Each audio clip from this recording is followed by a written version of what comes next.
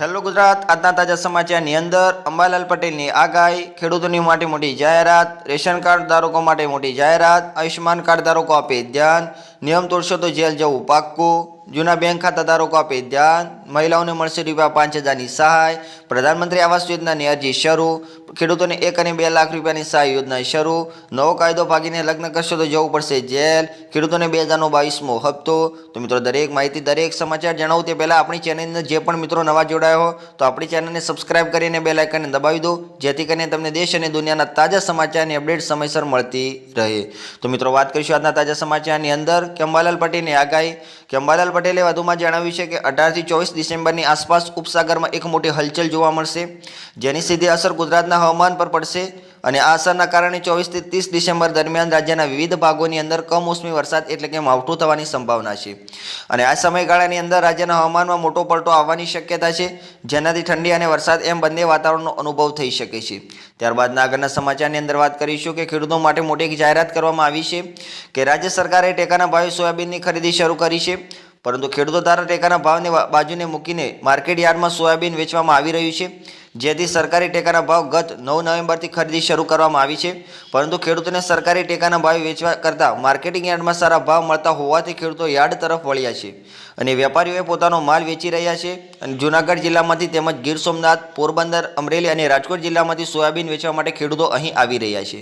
ત્યારબાદના આગળના સમાચારની અંદર વાત કરીશું કે રેશન કાર્ડ ધારકો માટે એક નવી જાહેરાત કરવામાં આવી છે કે મુખ્યમંત્રી ભૂપેન્દ્ર પટેલના નેતૃત્વ હેઠળ રાજ્ય સરકારે જી સફળ નામની નવી યોજના શરૂ કરી છે અને આ યોજનાનો મુખ્ય ઉદ્દેશ રાજ્યના અંત્યોદય પરિવારોને આવકમાં વધારો કરીને તેમને આર્થિક રીતે સક્ષમ કરવાનું છે.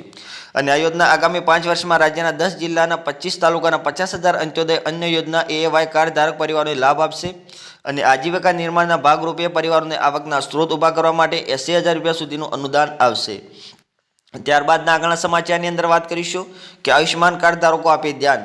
કે વર્ષમાં તમે કેટલી વાર આયુષ્યમાન કાર્ડનો ઉપયોગ કરી શકો છો તેની કોઈ મર્યાદા છે? સીધો જવાબ એ છે કે કાર્ડનો ઉપયોગ વર્ષ દરમિયાન ઘણી વખત કરી શકાય છે. દરેક પાત્ર પરિવાર દર વર્ષે ₹5 લાખ સુધીના કેશલેસ હોસ્પિટલાઇઝેશન કવરેજ માટે હકદાર છે અને 5 લાખ મર્યાદા પ્રતિ પરિવાર માટે છે. આનો અર્થ એ થયો કે સારવાર એક સભ્ય દ્વારા લેવામાં આવે કે ઘણા બધા સભ્યો દ્વારા, અને સરકાર દ્વારા ઉઠાવવામાં આવતો કુલ ખર્ચ તે નાણાકીય વર્ષમાં 5 લાખથી વધુ ન હોઈ શકે.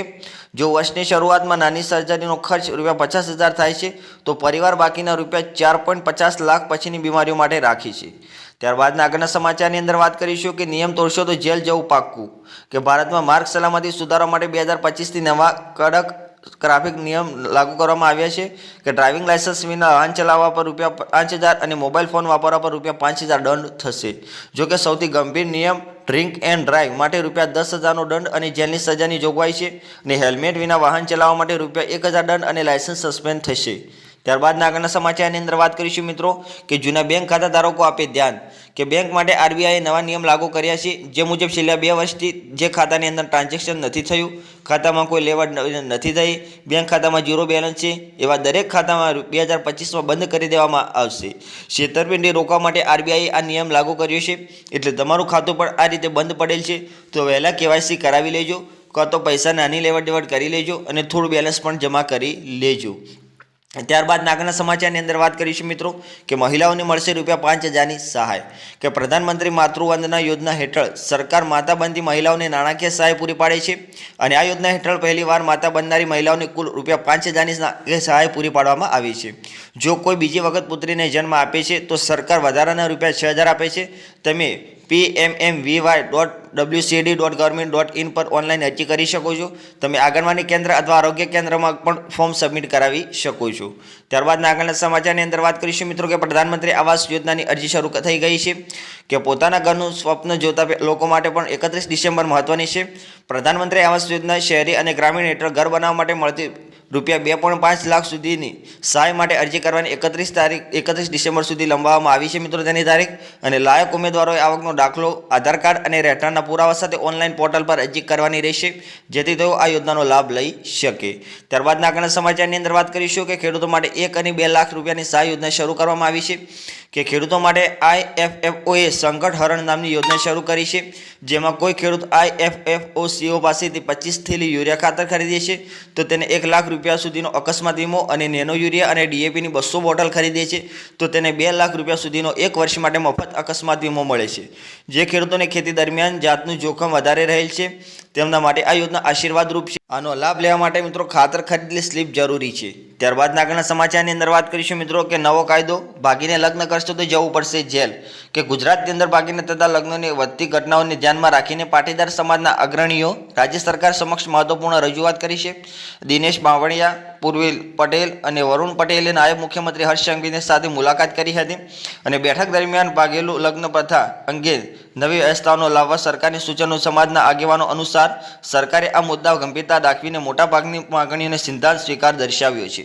ત્યારબાદ આગળના સમાચારની અંદર વાત કરીશું કે ખેડૂતોને 2022મો હપ્તો કે પ્રધાનમંત્રી કિસાન સન્માન નિધિ યોજના હેઠળ સરકાર દર 4 મહિને હપ્તો મોકલે છે. 21મો હપ્તો 19 નવેમ્બરના રોજ જારી કરવામાં આવ્યો હતો, જેનો આશરે 9 કરોડ ખેડૂતોને ફાયદો થયો હતો. તેથી તેના આધારે 22મો હપ્તો ફેબ્રુઆરી સુધીની અંદર જાહેર થઈ શકે છે અને સરકારે કોઈ સત્તાવાર તારીખ જાહેર કરી નથી, છતાં આ અપેક્ષિત તારીખ ગણવામાં આવી. હપ્તો મેળવવા માટે ખેડૂતોને તેમના KYC, આધાર લિંકિંગ અને બેંક વિગતો અપડેટ રાખવી જોઈએ, જેથી હપ્તો જાહેર થતાની સાથે તે રકમ છે તેમના ખાતાની અંદર સીધે જમા થઈ જાય.